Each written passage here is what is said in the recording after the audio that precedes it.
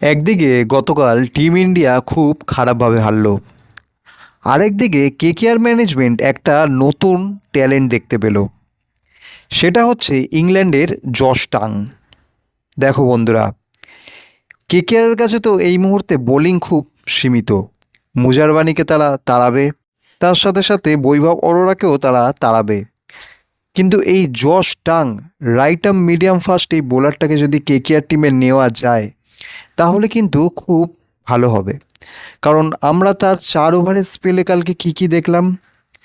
প্রথম ওভারের 3 বলে দেখলাম আমরা তার অফ কাটার আর লেগ কাটার।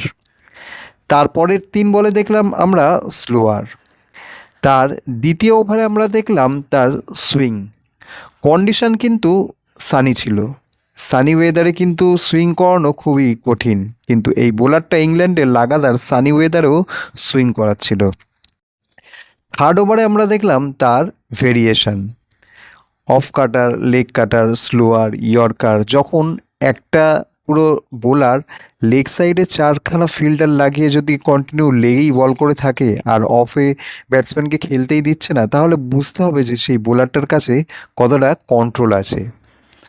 আর তার লাস্ট ওভারে আমরা দেখলাম বডি লাইন বাউন্সার। পরপর সে বডি লাইন বাউন্সার মেরে 2টো ব্যাটসম্যানকে আউট করেছে। তার মধ্যে ঈশান কিষানের বডি লাইন বলটা কিন্তু খুবই দারুণ। ঈশান কিষানকে সে যখন বডি লাইন প্রথম বল করলো তখন ঈশান কিষান 6 মারলো, সেখানে ফিল্ডার ছিল না। তারপরে 2 বল গ্যাপ রেখে যখন আবার সে বডি লাইনে বল করলো তখন কিন্তু ঈশান কিষান যখনই হুক শট মারার জন্য গেল, শটটা ভালো ছিল, ভালো টাইমিংও হয়েছিল, ফিল্ডারের হাতে ক্যাচ চলে গেল। এরপর যখন সে শ্রেয়াস আইয়ার আর অন্যান্য ব্যাটসম্যানদের বিরক্ত করছিল তাদের আউটসাইড অফ বল করে করে, কারণ আউটসাইড অফ তারা সে বলও করছে আর সেই অফ সাইডে একটা ফিল্ডারও রেখে দিয়েছে যাতে প্লেয়ারটা 4 না মারতে পারে। বড়জোর 1 রান 2 রান নিক, কিন্তু 4 যাতে না হয়। আর এরকমই প্ল্যানিং চাই একটা বোলারের জন্য। জশ টাং এই প্লেয়ারটা কিন্তু আইপিএলে কোনো টিমে এই মুহূর্তে খেলছে না, আগের বারেও খেলেনি। মানে আইপিএল টুর্নামেন্টটা, আইপিএল 2027 কেকেআর যদি তাকে টিমে নেয় তার প্রথম টুর্নামেন্ট হতে পারে।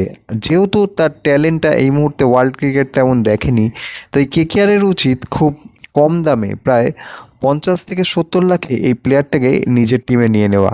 কারণ এই প্লেয়ারটাকে যখনই কেকেআর নিজের টিমে নিয়ে নেবে আর নিজেদের আওতার মধ্যে এনে প্র্যাকটিস করানো শুরু করবে, তখন কিন্তু কেকেআরের জন্য সেটা প্রফিটেবল হয়ে যাবে।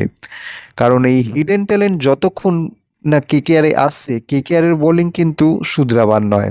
কারণ আমরা হর্ষিত রানাকেও দেখলাম কালকে লাগাতার মার খাচ্ছে, কোনো উন্নতি হচ্ছে না তার বোলিংয়ে। চোট সারিয়ে উঠেছে মানলাম, এনসিএ থেকে ট্রেনিং করে উঠেছে তাও মানলাম, এখন বোলিং করা টাফ তাও মানলাম, কিন্তু তারও তো উন্নতি দরকার আছে, না হলে পরবর্তী আইপিএলটা কেকেআর কীভাবে জিতবে। তো তোমরাই বলো বন্ধুরা, জশ টাংকে কি কেকেআরের নেওয়া উচিত?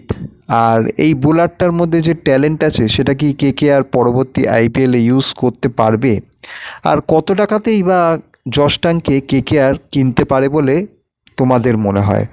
অবশ্যই ভিডিওর নিচে কমেন্টে তোমাদের মতামতটি জানাও। আর ভিডিওটি ভালো লেগে থাকলে চ্যানেলটিকে সাবস্ক্রাইব করো আর ভিডিওটিকে একটি লাইক করে দিও।